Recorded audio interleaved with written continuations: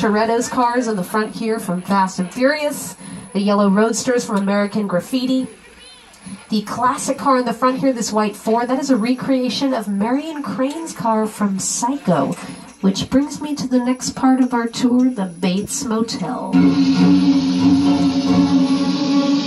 This iconic location was featured in Psycho 2, but that Bates Motel sign, that is the original from the 1960 film. We all go on that sometimes.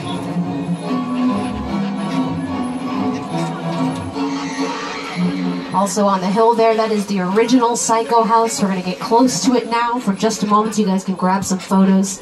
But the movie Psycho broke a lot of barriers. Not only was it one of the first movies to feature a toilet flushing in the... Wait a minute.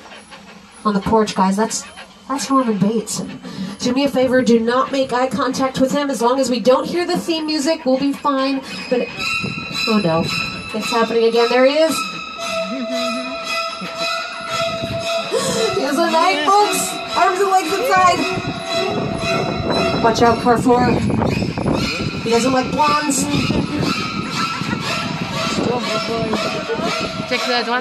I am so sorry about that, guys. Thankfully, we'll be nice and safe here in the crash site from War of the Worlds.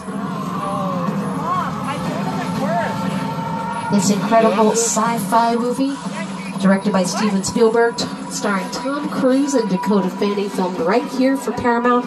I'm going to bring up production designer Rick Carter to tell you more about the set.